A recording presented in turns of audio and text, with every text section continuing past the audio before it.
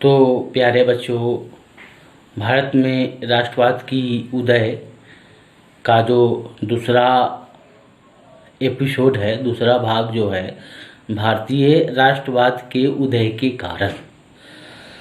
तो भारतीय राष्ट्रवाद के उदय में निम्नलिखित कारणों की भूमिका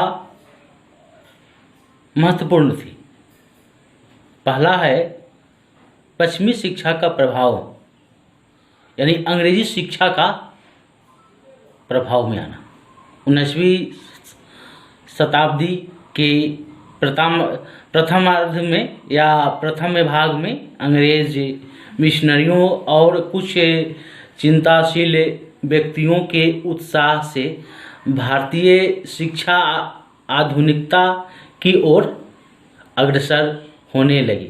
सर्वप्रथम बंगाल में और फिर भारत के अन्य भागों में कई शैक्षणिक संस्था स्थापित हुए। ठीक इसी समय अंग्रेज सरकार ने भी शिक्षा के विस्तार के लिए कई व्यवस्थाएं शुरू की। 1835 ईस्वी में गवर्नर जनरल परिषद के कानूनी सदस्य तथा शिक्षा समिति के सभापति लॉर्ड मेकाले ने अंग्रेजी भाषा के माध्यम से पश्चिमी शिक्षा देने का सलाह दिया। इस सलाह के आधार पर 1844 ईस्वी से कंपनी सरकार ने कुछ काम आरंभ किया। 1854 ईस्वी में चार्ल्स वुड नियंत्रण सभा के सभापति के प्रयत्नों से भारत में आधुनिक शिक्षा का आरंभ हुआ। वुड ने अपने प्रेरणा पत्र में प्राथमिक स्तर से लेकर विश्वविद्यालय स्तर तक शिक्षा के विकास को सुनिश्चित करने की एक योजना बनाई। अर्थात 1835 ईस्वी में गवर्नर जनरल परिषद ने ईस्ट इंडिया कंपनी सरकार को यह सलाह दी कि आप भारत में पश्चिमी शिक्षा का प्रसार करें, और इसका कंपनी ने 1854 में चार्ल्स वुड के नेतृत्व में यह पश्चिमी शिक्षा का काम शुरू भी कर दिया। उस समय से वुड से लेकर आपको चार्ल्स वुड ने भारत में के अलग अलग शहरों में उन्होंने आधुनिक शिक्षा का एक खाका तैयार किया। इसने मेधावी छात्रों को शिक्षा दान दिया। उन्हें जो गरीब छात्र थे, जिनके माता पिता असहाय थे लेकिन उनके बच्चे पढ़ने में मेधावी थे, उन्होंने स्कॉलरशिप जैसे अच्छे योजनाओं का शुभारंभ किया। और विभिन्न शिक्षक अनुष्ठान जो समाज खोलता था, उसे चार्ल्स वुड जो आर्थिक अनुदान भी दिया करते थे, जिसके कारण भारत के सभी प्रदेशों में शिक्षा विभाग भी खुला और शिक्षा का प्रचार तीव्र गति से आरंभ हुई। पश्चिमी शिक्षा ने सर्वप्रथम बंगाल के निवासियों को अपनी ओर आकर्षित किया। एक तरफ राजधानी कोलकाता और दूसरी ओर वहाँ की शिक्षण संस्थाओं ने उन्हें आकर्षित किया। कोलकाता के शिक्षक संस्थानों में शिक्षा प्राप्त करना प्रतिष्ठा का विषय माना जाता था।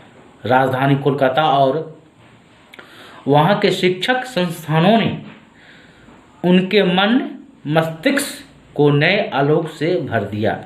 वे पुस्तक का अध्ययन करके पश्चिमी चिंतकों के आदर्शों से परिचित होकर स्वयं को धन्य मानने लगे, धन्य मानने लगे। यूरोपीय लोगों की बातें, उनके रहन सहन आदि ने भी उन्हें काफ़ी आकर्षित किया। Rousseau, Voltaire, Burke, Macaulay, Spencer आदि प्रसिद्ध विद्वानों की रचनाएं पढ़कर भारतवासियों के मन को काफ़ी संतोष मिला।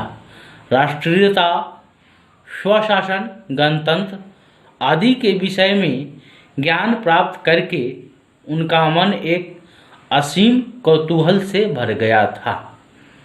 छात्र जीवन समाप्त कर लौटने वाले युवक समाज में अपने ज्ञान को प्रचारित कर रहे थे।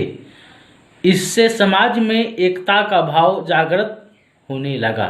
वे लोग पराधीनता से मुक्त होने का ख्वाब देखने लगे। कोलकाता में नवगठित शिक्षित समाज द्वारा ही सर्वप्रथम राष्ट्रीय चेतना का विकास हुआ। स्वर्गीय ईश्वरचंद्र गुप्त ने सर्वप्रथम देश प्रेम की कविता रचकर लोगों के मन में देश प्रेम की भावना जागृत करा दी। आनंद मठ उपन्यास के लेखक बंकिम चंद्र चट्टोपाध्याय ने वंदे मातरम कविता गीत लिखकर मातृभूमि की रक्षा का आह्वान किया। कवि इकबाल ने सारे जहां से अच्छा हिंदुस्तान हमारा गीत से राष्ट्रवाद की लहर पैदा कर दी। लेकिन बच्चों, यह ध्यान देने वाली बात है कि अंग्रेज जो अधिकारी थे चार्ल्स वुड, उन्होंने सचमुच में भारतीय नवयुवकों पर, खास करके युवा पीढ़ी पर जो शिक्षा का प्रभाव है काफ़ी छोड़ा, और इसका सबसे ज़्यादा असर बंगाल में पड़ा। बंगाल के लोगों के बीच में पश्चिमी शिक्षा ग्रहण करने की होड़ ज़बरदस्त लगी। वे विदेश गए, इंग्लैंड गए, विभिन्न यूरोपीय देश में गए। वहाँ पर उन्होंने यूरोपीय संस्कृति शिक्षा ग्रहण की। जब वे पुनः भारत लौटे, पुनः बंगाल लौटे, तो मन में उन्हें एक बात खटकती थी कि जिस देश में वे शिक्षा ग्रहण करने जाते थे वह देश आज़ाद था। वहाँ के एक एक बच्चा, एक एक व्यक्ति अपने देश से प्रेम करता था। उसके अंदर राष्ट्रभक्ति कूट कूट कर भरी हुई थी। यही शिक्षा बस उन्होंने लिया।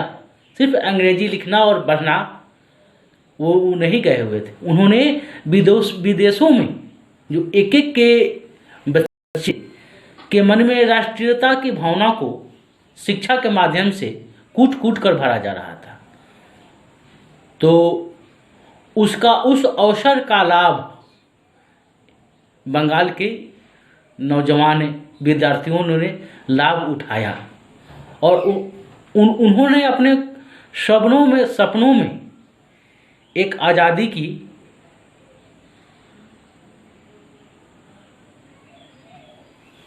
जो गीत है उन्होंने गाई, और बंगाल के सहारे उन्होंने भारत के अनेक भागों में राष्ट्रीय नवजागरण की चेतना का शुभारंभ भी किया। ईश्वरचंद्र गुप्त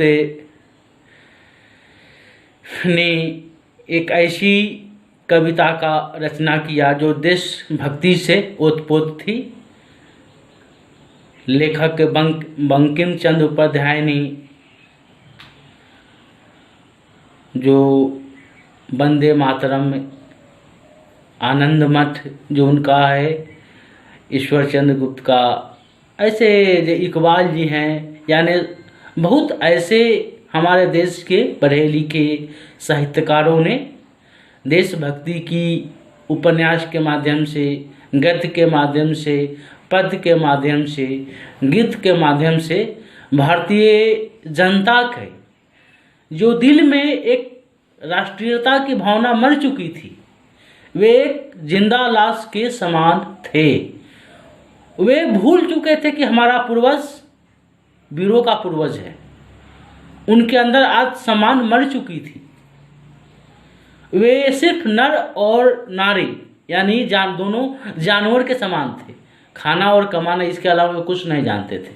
और उनके अंदर यह आत्मस्वाभिमान की, आत्म जो स्वावलंबन है, आत्मसम्मान की जो बातें थी, वह बात मर चुकी थी, बिल्कुल मृत हो चुकी थी। वे भूल चुके थे कि हम कभी आज़ाद भी होंगे।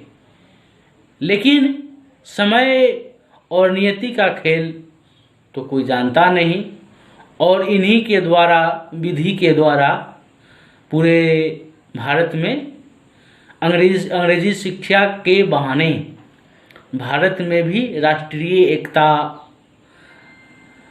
अपने देश से प्रेम करना, अपने देश को स्वतंत्र कराने के लिए विभिन्न आयामों का, विभिन्न प्रयासों का, विभिन्न उपादानों का किस प्रकार से संजोकर और अंग्रेज सरकार को अपनी बातें मनवाने के लिए जो प्रयास होना चाहिए था, वह है इन्होंने करना आरंभ कर दिया। और कुल मिलाकर जो कविवर इकबाल थे या बंकिम चंद्र चट्टोपाध्याय जिन्होंने वंदे मातरम लिखा, चाहे ईश्वर चंद्र गुप्त ने आनंद मठ जैसे उपन्यास लिखकर यह जागृत कर दी कि हमारी आत्माएं मरी हुई नहीं है, मेरा आत्मसम्मान मरा हुआ नहीं है। हम फिर से मेरी आत्माएं लंबे समय के लिए, चिरकाल के लिए सो चुकी थी, सो गई थी, मरी नहीं थी।